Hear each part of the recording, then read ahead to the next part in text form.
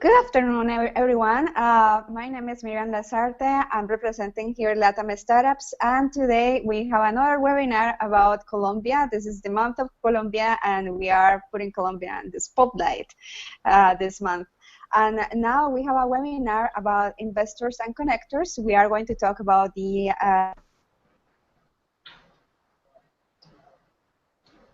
and what are your opportunities right now to connect with the startup ecosystem in Colombia, and how these connectors can provide you some support locally. So just before we start, please, if you have any questions, just wait until we finish the webinar, and then you can contact us to contact@latamstartups.biz or through the hashtag LatamStartups. Thanks again for attending the webinar, and we are going to start with the questions. Now, our first question is, how do you describe the startup ecosystem? Yes, could you please start with that question? How did you say, what is the main feature of the Colombia startup ecosystem? Andres, do you hear me? Yes, okay. Hear me? Excellent. So the most important thing that the Colombian ecosystem has today, more than its market, it's talents. And when you build technology companies, which is what we focus on, the most important resource that you need is engineering talent. So Colombia has that. There's a lot of talk that Colombia is missing venture capital, that Colombia is missing an ecosystem. I don't think that's true at all. It is not missing venture capital, because if you have a product that uses Colombian talent, but that it's sold in the North American market, then there is plenty of venture capital. The issue is trying to build software products for the Colombian market exclusively. Now, the Colombian market is interesting once you've already grown to be #1 in the US, in Europe, in Asia, in Mexico. Then you're entering Colombia. That makes sense. But it is not the best market to start out with as your first market, especially if you don't have a lot of time or money. So I think the best feature we have is in the engineering talent. Good, thank you so much. Jessica, would you like to add something to what Andres just said? Yes, of course.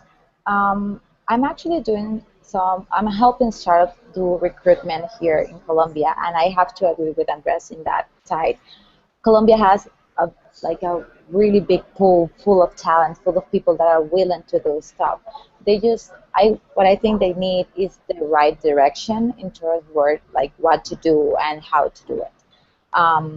But for example, here to get a really good engineering team in Colombia, it's something that you can easily do. Even easier than in the US market or in other countries in Latin America. Colombia has that power. So yeah, I will have to agree, it is the talent, and also people just willing to build startups. Like here, everyone is, they just want to do things, they just want to create things. So I think that's also a good thing that the Colombian market has. Great, thank you so much. Now, Carlos, could you please let us know, your point of view about the ecosystem? Okay, I think that Colombia's ecosystem obviously is emerging, but in terms of talent, as Andres and Jessica were saying, I think that the biggest advantage of Colombia is the way you can scale up an operation in terms of talent. That's a really important thing to say, because when you take into account other countries, like the obvious answer to Americans is like Costa Rica or San Jose or Montevideo. Well, the feeling we have here in our soft landing program and in our community is that there's a lot of startups coming to Colombia because the talent is getting expensive in those two great Latin American countries. So, other thing about Colombia's ecosystem is that they have entities and institutions that are that care about the growth of the startups. And in terms of talent, as a matter of fact, we are created a new proposal to startups is that we help you attract, recruit, and select the talent at no charge. And that talent can come from Costa Rica, Ecuador, Venezuela, or other cities of Colombia. Thank you, Carlos. So for the next question, we know that in general, Colombia has like a main city, and then we have medium-sized cities that are big enough in compare, with other countries. We have like a big cities, second and third big cities. Now, for the tech sector, it seems like Bogota and Medellin are leading the ecosystem. Now, for the next question is, what are the main difference between the ecosystems in Bogota and Medellin? And I think we are going to start with Jessica. Yeah, I was hoping you start with me. So I have an insight in that side of like that question because I lived a time in Bogota and now I am living in Medellin. So maybe my point of view is too personal, but I want to share it with you guys. For me, the ecosystem in Medellin is like closer and they share more. In Bogota, is like yeah, you meet people at meetups or at events and like you get to talk to people, but it's not like daily. Like here, I feel like it's more warm, not only for the weather, but also like people are more warm and they just want to help you and they just want to know how you're doing and what's your startup like, what's up with your startup. They just want to know that, so they can help. In Bogota, I think that it's a little bit like more divided. I don't know if that's the word, but I think it's a little bit more divided. Like everyone is on their side, and they're not as close as you are in Medellin. Okay, sounds good. Andres, do you have any addition to what Jessica just said about that? Yes. So, kind of to give you a perspective of Bogota and Medellin. Bogota has the benefit of having the most successful technology companies to date have been in Bogota, have operated in Bogota. Just a few examples. Authy, that got acquired by Twilio, is in Bogota. Their team is growing very large. They're going to be in the hundreds of engineers soon. Then you have Bunny Inc., that is also based in Bogota. You have VOIQ, which is another, both Authy and VOIQ are Y Combinator companies. And that one is also based out of Bogota. And so that's the thing that it has going for it. To what Jessica mentioned, the fact that it's very separated, not as united, I think that has to do with the urban planning. Medellin has done a fantastic job at urban planning, and it's just easier to participate in events to go from one place of the city to the other place of the city. In Bogota, it's not that easy. Just 30 blocks difference can be 2 hours inside a car to get there. So I think that is the biggest challenge. The benefit that Medellin has, aside from urban planning, is that a lot of the work was done before startups became a thing in Medellin. Bogota, where Bogota was more advertising companies and microsites. So I feel like there's a bigger engineering community that has done engineering in Medellin, solving technically difficult problems, as opposed to Bogota, which was an industry created around advertising agencies. Sounds good. And Carlos, I know you're located in Medellin, and of course you are there to defend Medellin. Like you are the ruta in Medellin. So, what do you think is the strongest part of the ecosystem in Medellin? So I think that Jessica and Andres covered a lot of the difference between those cities. The the and I think it's a tricky question, and Miriam is kind of mean for asking this kind of things. But basically, our job, our value proposal here in Medellin, something that you will find that is very unique is proximity. I mean, everything is happening in one place. And since you're creating a new technology, since we are creating the talent pool that is going to be available in 10 years for the hard skills that we need, STEM programs. Also, you have a offer here to help the companies grow from the talent perspective. And everything is going on in the district, in our technology district. So there's a startup community here around 115 companies, startups from 19 different countries, and they have created around 1,800 jobs already and growing. And everything happens in one place. I think that's really, really good to walk and to find your next customer, your next supplier, the research and development group that is going to solve your technology problem. And a lot of things are going on in one place and is around the time. Thank you, Carlos. Now, the next question is very important for international startups since when they arrive to a new country, especially they don't know, who to connect from the startup ecosystem. Do you guys have any recommendations regarding connectors in Bogota, Medellin, or wherever they are going in Colombia that support the startups from international perspective? Andres, I'm going to start with you. Sure thing. And not to toot my own horn, but we do have offices in Bogota and in Medellin that we help companies from abroad enter Colombia. So we have a public relations firm that if you're interested in the Colombian market, that PR firm has helped companies like Netflix, Airbnb, Evernote, and other companies enter the Latin American market. They're based out of Bogota. We have a co-working space both in Bogota and in Medellin. And then whenever companies work with our investment arm, when we invest capital, then they get access to, in the case in Medellin, they get access to a grant provided by the city so that they can pay for the first couple of months of engineering. And also, we put them in touch with law firms and accounting firms that we have vetted and we have trained in order to do the translation between doing business in North America versus doing business in Colombia, which a lot of things can be lost in translation and just bureaucracy. We make that happen in a way that is seamless. We're like an API for bureaucracy so that entrepreneurs and investors don't have to deal with it. But aside from that, I think the benefit of the Colombian ecosystem is that you can probably meet everybody within a week in each city, and everybody's willing to help and to connect you to the next person. So if you spend 2 weeks in Colombia, you'll meet absolutely everyone you need to meet. Perfect. Carlos, in that question, I'd like to know, besides Ruta N in Medellin, what are the other connectors that you think an international startup should know in the city? Okay.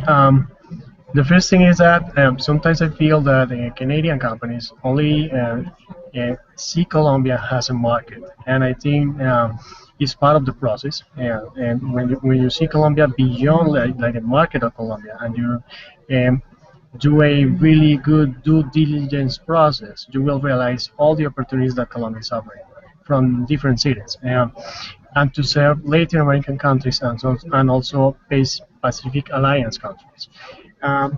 So I think that the national government of Colombia, through ProColombia, is really important because they need to create 1,000 more exporters, and they have services to support that.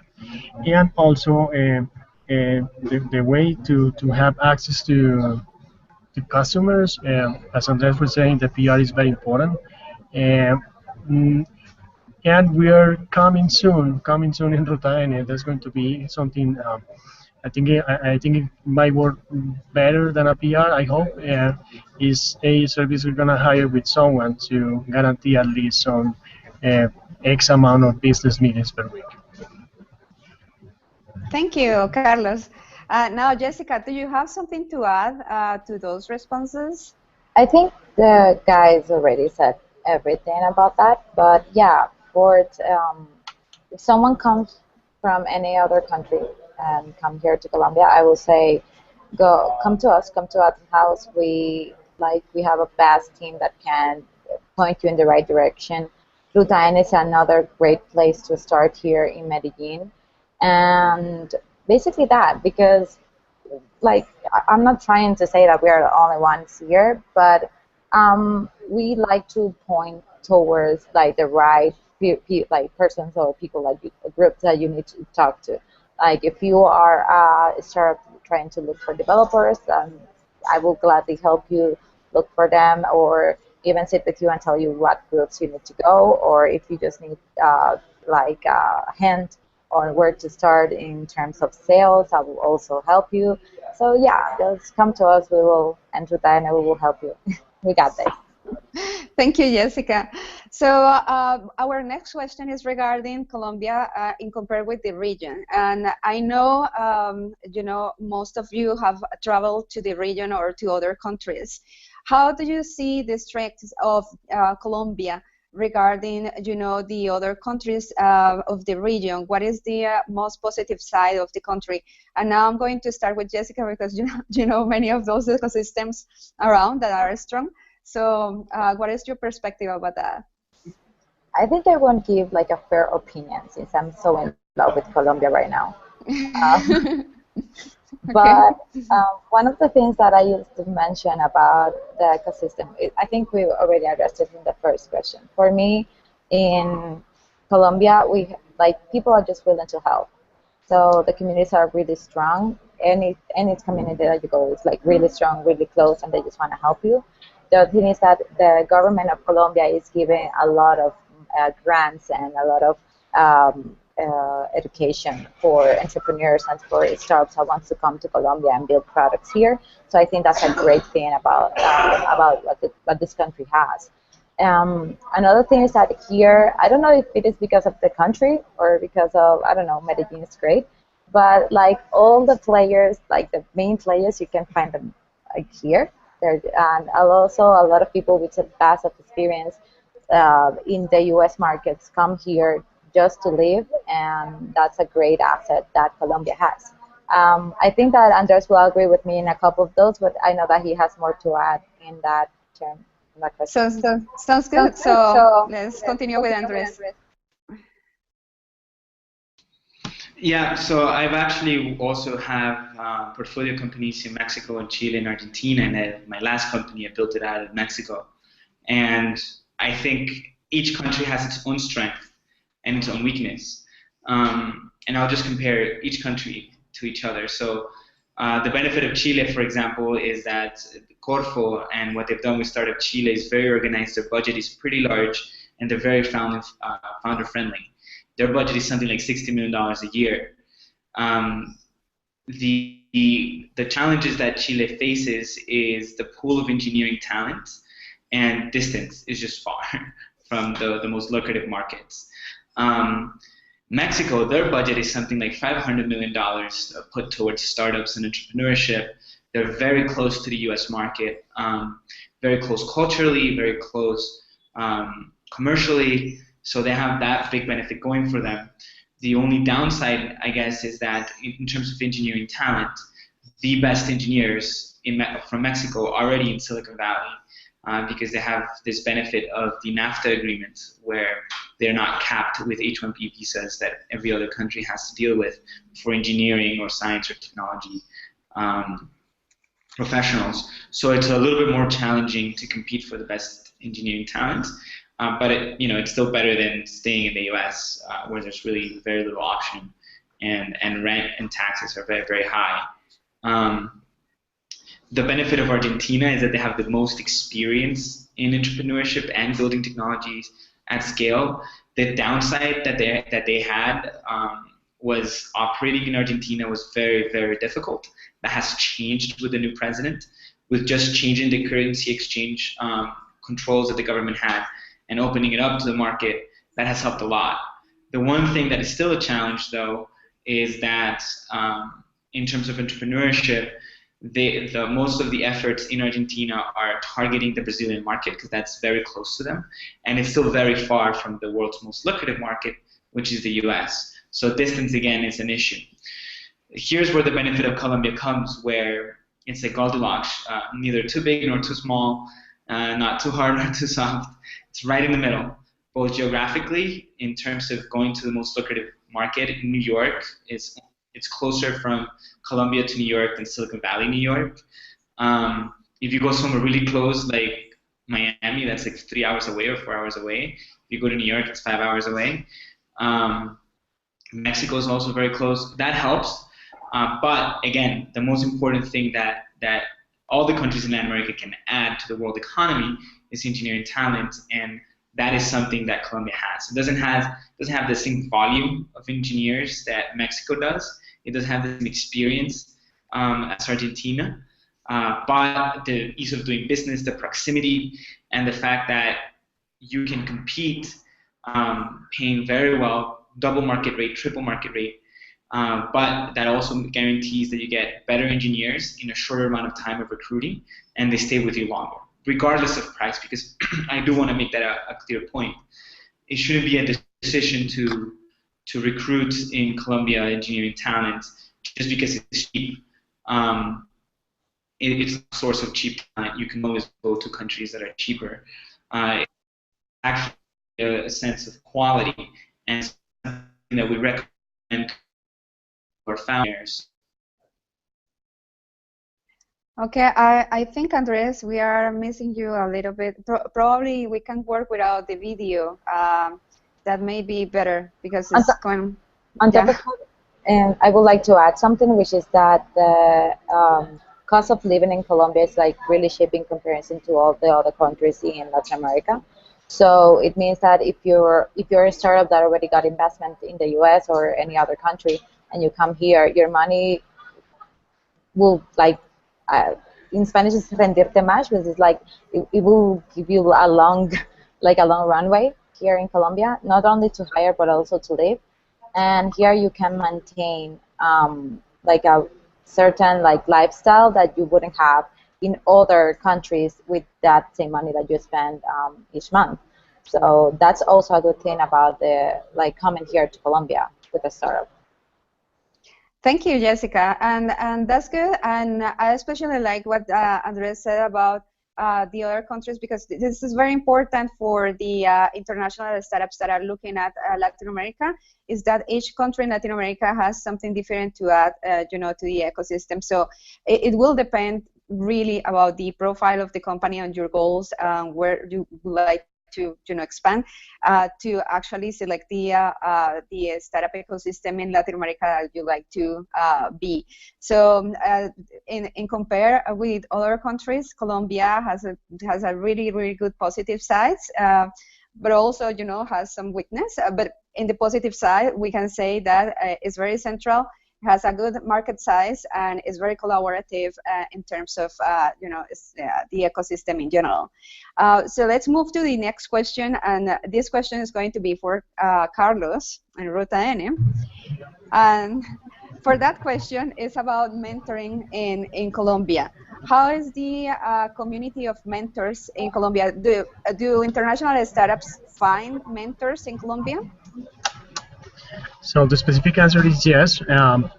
It's important to say that Ruta N has around more than 100 mentors in our bank of mentors, and they go along with entrepreneurs in the startup since they are a concept of business until they got successfully into international markets sustainably in time. So and that's in our specific case, and also take into account that Antioquia is like the second largest region of Colombia, and is the most of the all the big companies and all these leading guys from different industries are becoming mentors also. So we have 5 of the 15 most important companies of Colombia are located here, and they're moving internationally really aggressively. Sounds good. Andres, did you have something to add to that? Yeah, so I think if you're looking to enter the Latin American market, I would still suggest that somebody enters Mexico before entering Colombia. But after you've done that and you want to enter Colombia, sure, there's enough mentors and people that can help you and that are willing and excited to help you enter the local market after you already own the US, Europe, Asia, Mexico, then you can enter. In terms of looking for mentors in Colombia that can help you conquer the US market or the European market, I would say don't bother. That's not the reason why you should be here. I think if you're going to really extract the most value is not because of our market, really. And in fact, our market, especially now, is pretty bad. Our purchasing power against the dollar has has devalued a ton. So it's not that of a lucrative market, but it's a great talent market. So yeah, those were my 2 cents. Okay, sounds good. Jessica, do you have something to add on that? No, I think that the No? guys already covered everything. Okay, so let's continue with the next question, and that's for Jessica actually. What's the most common misconception about the ecosystem in Colombia? What do you feel when you are traveling and somebody is talking with you about the startup ecosystem? What is the most common thing that you said, no, that's not happening here? I think that we don't actually have that a lot, but again, since the story of Colombia, the first thing people say is that why do you want to come here if it is so dangerous? And it's actually not. The risk is that you want to stay. I think they had that campaign here a couple of years ago. So I believe that that's like the only thing that I can say about that. After that is that it's kind of related to what Andres said. Like, yes, Mexico has like a stronger ecosystem in terms of they have more years doing this. But for me, the good thing about the ecosystem in Colombia is like it's very constant. Like they are trying to grow and they just try to learn a lot and do things the right way.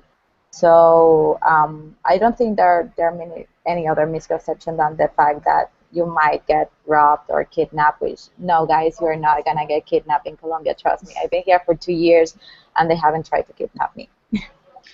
And actually, I just want to add, for most people maybe don't know, Jessica is not from Colombia. She's from the Dominican Republic.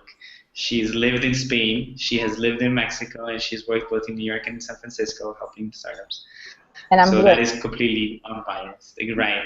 Now, I'm biased and I'm Colombian, and I would say I grew up in the U.S. Most of my life, I think, or at least half of my life.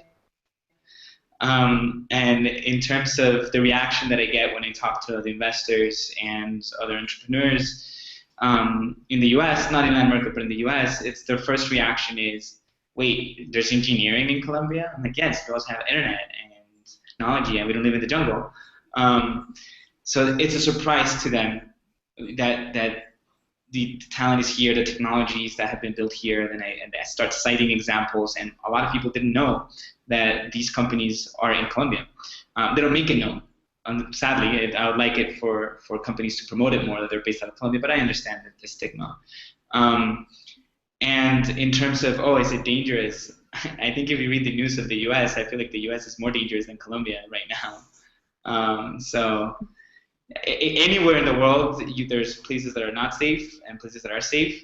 I think in Colombia and in Mexico and in Chile and Argentina, you know where the safe places are.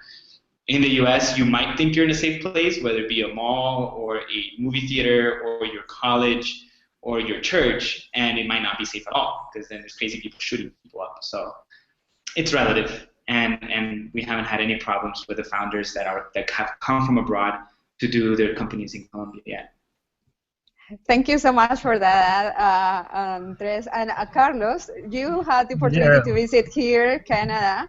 So what was your impression about the misconception of the ecosystem when you were visiting the companies here in Canada? Okay, in Toronto, yeah. Specifically, the first misconception of Colombia, I feel that they don't even know where is that located. But let's say, in accordance to what Andres was saying and Jessica, there's a stigma of violent country, and that has changed a lot. What people doesn't know about Colombia is that we are the most stable democracy since 1950s, and our economy is doing really, really well. And also, if you compare the homicide rates of Colombia's main cities, specifically of Medellin, and you compare that with cities as Andres was saying, in the U.S., we are safer. So, seriously, we have to overcome to that. And I feel that Toronto is a great place for startups, obviously, but they need to consider more seriously Colombia, definitely, because we are transforming. Thank you, Carlos. Now the next question is for Andres, and thus, many startups, international startups, are of course going internationally to get customers and to get users. How is the best way for an international startup to actually connect in Colombia with users and customers? So the way that I've grown all of my companies to 35, 55 millions of users a month has always been through public relations. That has worked for me in the US and in Latin America. The most efficient way to reach your customers is through public relations, whether that be B2B or B2 consumer. Doing public relations makes it so that you have a lot of inbound inquiries and a lot of people coming to you as opposed to only the other way around. And of course, nothing beats, especially if you're in B2B, having a solid pipeline of prospects that you turn into leads, that you turn into pitches, proposals, and closings. So there is no magic, there's no hack.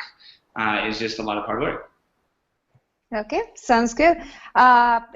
Carlos, do you have something to say about that? What is the best way for international startups to connect with users or clients in Colombia? Yeah, I agree, Andres. I believe that there's a lot of hard work. Our job is to create the conditions for that to take place. And just two things to add. The first one is in terms of customers. There's a lot of hard work, and there's something very unique about Medellin is that we're moving forward with the main cities internationally, signing a cross-landing agreement, some soft cross-landing agreement. It's like you can stay on Mars because you're a startup from Medellin at a better conditions, and companies from Toronto that were incubated in Mars can be here at better conditions than usual. So that is useful to validate and to meet customers as well. Sounds good. Jessica, did you have something to add to that? Of course. So guys, the first thing you need to do is send your press release to pulsosocial.com, which is the media outlet that I manage. Because one of the things that is good about Pulso is that it's like it's the base for like all the startups that want to be in Latin America. Like we just not only it helps you to showcase your startup, but also to connect with other startups, mentors, and entrepreneurs that like you are trying to make it in this ecosystem. So remember that. Send it to me. Sounds good. I will. At least those I know that I will send it to all of you guys. So for the next question, how are the companies that you represent helping right now international startups? What are the kind of services or the collaboration that you do for international startups? And let's start with Pulso Social, with Jessica. Great, thank you. So, like I said before, what we do is showcase the startups that are entering the market.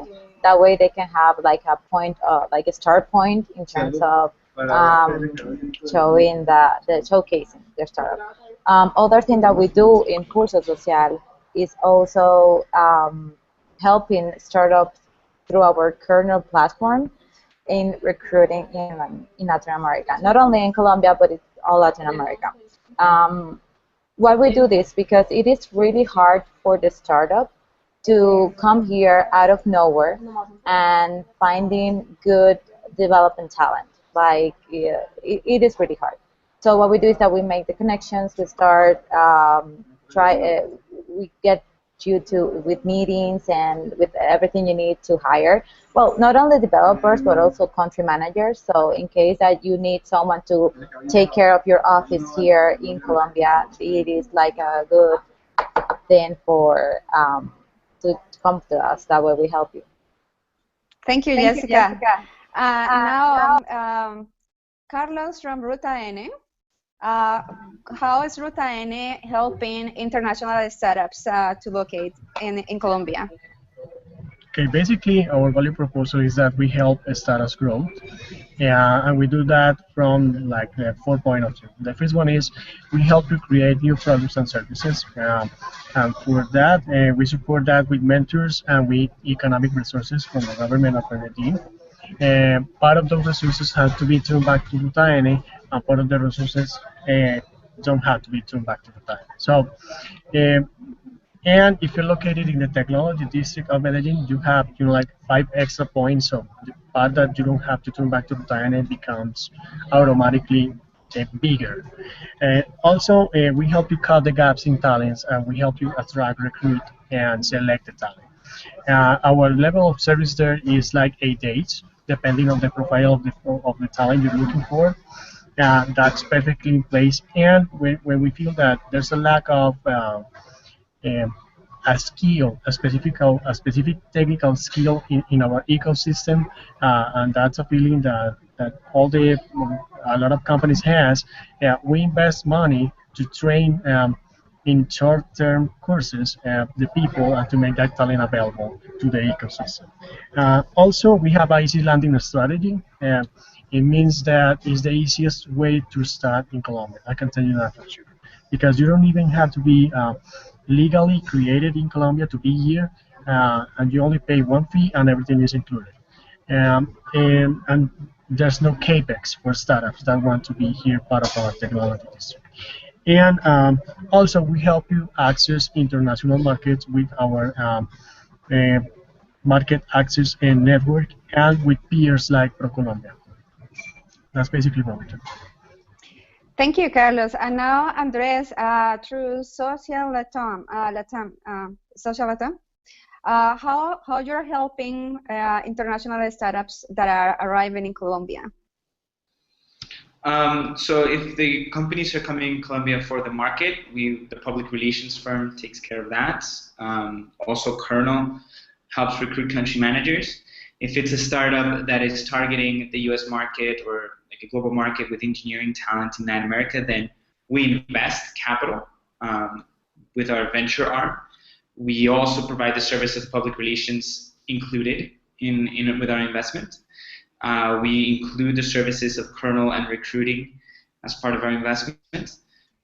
We provide our in-house engineering team to help you with your technical challenges, and the founder is encouraged to steal from us their engineers. That's the idea, that you poach from us. And then finally, we help founders do their finance or fundraising so that they can raise more capital. And something that is available to not just our founders, but to really anybody, is the legal and kind of facilities management type of operations that are normally a headache to take care of in Colombia: opening up a bank account, renting an office, doing all the paperwork. Atom House, which is our co-working space, is offering those services. Even if you choose an office space that is not Atom House, you can just pick, I want that office in that building, and we'll take care of all the paperwork, getting the insurance, getting the bank accounts, everything on your behalf. Sounds good. Now the last question is really about what is your best advice for those startups that are, traveling right now to Colombia International Startups. We are going to start with Jessica. What is your best advice for them when they are thinking and expand in Colombia? Okay, I would recommend to see Colombia as like to put in a way your headquarters here in this country, because the cost of living is gonna be lower and your team probably will be better and your money will last longer here. That's the one. And the other thing is just to take advantage of the great ecosystem that we have. It is actually, I mentioned, full of mentors, full of people willing to help, and just come here, enjoy, and if you need any help, just let us know. There are a lot of people willing to help you here. Seems like I'm upside down for some reason. Now, could you please, Andres, go ahead and tell us your best advice? My best advice is for those companies that are entering Colombia for talent is to make your first hire the most senior hire possible. So a very, very senior person that is at your level that can help you manage a team here. So you don't have to be micromanaging. So and don't try to skimp on money on that. Just pay as much as you can and hire the best person possible. For companies entering the Colombian market, I would just make sure that they've already entered Mexico, Europe, Asia, and the US before they enter Colombia. And once they do, then my recommendation is the press is your ally, whether it's B2B or B2 consumer, because that will give you the credibility that normally takes decades to build in Colombia or in Latin America in general. And if you come as an outsider, you have the credibility coming from the press. It opens many, many doors. Sounds good. Now, Andre, Carlos, could you please give us your best advice for international startups going to Colombia? I will say that, like, in accordance with Andres, it's really important to take a look at Colombia deeply. I mean, it's not a matter of only a market. There's a lot of benefits here, talent and access to markets. I will say that they should take advantage of the tools that are already in place. So please use us, use Rutaene has a platform, use Atom has a platform, use Pulso Social. We we're keen to help the startups to grow, but my main advice will be take a look at Colombia deeply because you should be setting up a productive operation in Colombia, not only a sales representative. Sounds good. Now, we are going to go for questions. Right now, we have already 3 questions, and I think that those are enough for now. So the first question comes from Edmonton, and this is a question about developers and what is the average salary in Colombia to hire developers. Who can answer that question? So I'll do that very, very, very quickly. You shouldn't want to hire average people, so you shouldn't look for average salaries. The idea is to get very, very senior people. And just to give you an idea, the top 10 engineers in the country, not 10%, the top 10 engineers in the country are making $100,000 a year. The top 10 engineers in the US are making $400,000 a year. Just to give you a point of comparison. If you go for average, then you're going to get average, and that's around $24,000 a year. But don't go for average. Okay, sounds good. Somebody wants to add something to that question? Okay. Yeah. I would like to add something. It's like Andres is right. It's really at this point in time, it's really competitive. It's really competitive if you compare the cost of an engineer with U.S. prices. But to avoid the attrition levels, you should pay as much as you can. Sounds good. Now, I think that I will add that no matter, I think that you can compare the salaries of a developer in Colombia with any other country, and Colombia is always going to be, in a way, cheaper for average. But like Andres said, the thing is that the first thing you need to do when you enter Colombia is to hire a really good, talented person that is also a senior developer, so he can take care of all your team. Like if you have that person and you pay him what he's worth, then you want. After that, you can hire the senior, the junior levels, and that'll be fine. Those are average. But the first one has to be really experienced, and has to be, and in that one, you're gonna have to pay what they are worth in the market. But of course, it will be always cheap compared to Silicon Valley, New York, or even Mexico. Sounds good. Andres, do you want to add something? Or no, you are okay. Okay. So our next question is about how is the cost of life in Colombia? So do you guys would like to say something about the cost of life? The person is asking us about renting and food. How much will spend somebody in Colombia for that part? I will say that if you want to live here, I've lived in Mexico and I've been traveling in the past few years in all of countries. For me, Colombia is the cheapest one in terms of cost of living, because it's getting a normal house in a good neighborhood, a normal apartment, in a good neighborhood, plus with the services and the food, it will cost you a quarter of what you're paying in New York, for example. Like if you come here with $1,000, then you will have like a really good living for 1 month. At least in Medellin. Bogota is a little bit different because here in Colombia, prices vary in each city. But I will say that it's really cheap. Like you can get a nice two bedroom apartment in a nice zone for like $300-$400. And if you want to add a doorman plus a pool, then you will have to pay, oh my God, $500. Try to get that in the US, it's almost impossible. And on top of that, you get like food. I don't know, a plato del día, which is like a daily rice and beans and thing that you can eat at 12 in the afternoon. Then it will cost you like $2. Imagine that like for a whole month. And also markets here, like Colombia is so big and it's so rich that it has a lot of like local production. So yeah, it is cheap as you can get.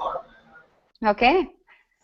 To give you an idea, my apartment, two-bedroom apartment in New York is $3,500 a month. My two-bedroom apartment in Medellin is $300 a month. That's a good idea. In terms of numbers. Yeah, and I would like to add something else. Obviously, comparisons are, like sometimes you don't have to do it, but take into account that Medellin is one of those cities that, say, the inflation rate of Colombia helps that inflation rate to go down. So we are around 21% or 28% cheaper than the capital city of Colombia, Bogota. And also, it's not only a matter of cost, it's also a matter of quality of living. So you will find also here that here.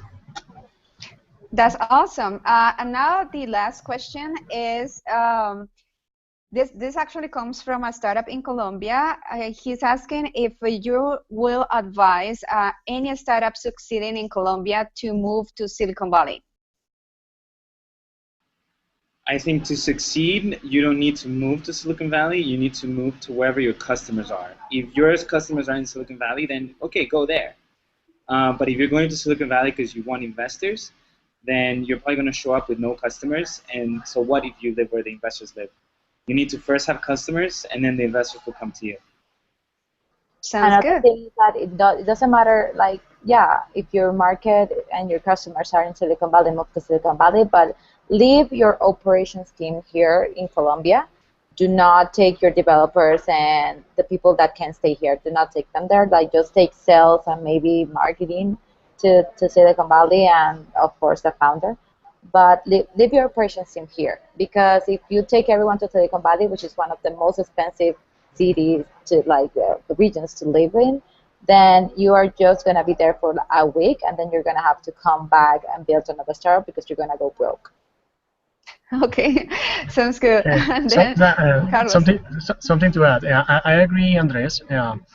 If it does make sense to the company's strategy, my specific answer for Diana is yes, and please call me, because we have been, as I told you before, we have been signing cross-landing agreements, and that's one of the purposes of those kind of agreements.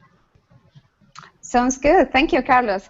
Now, well, we finished with those questions. We would like to know if the audience that is watching right now this webinar, or the others that probably are going to have questions, how they can contact you guys.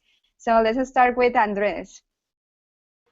My email is public. You can find it both on my Twitter and LinkedIn and on the website. It's ab@socialatomgroup.com, or if you just Google my name, my email is public. Thank you. Jessica. Same here. You can go to pulsosocial.com, and in the contact you can find my email and the email of the editor of Pulso Social to send them all your press release. Also, my Twitter is @JSSMercedes, and you can find me on LinkedIn and all those social media that you use to contact. Sounds good. Carlos. Okay, I've realized that I hate emails, so my cell phone number is +57 is the country code, and the number is 300-209-0407. Okay, pass it to people here through email. It's a WhatsApp. Please basically. don't email. Yeah. No. Yeah, sounds good. Oh, thank you so much to our guest to be today talking about the startup ecosystem in Colombia. We hope that you all guys have good insights about the ecosystem. If you have more questions, probably later, then contact us through contact latamstartup at latamstartup.biz and through the hashtag latamstartup in Twitter. You can also chat with us about that. And remember, we have a conference in October in Mexico City, Latam Startup Conference. So please be with us there. So thank you so much and see you in the next webinar.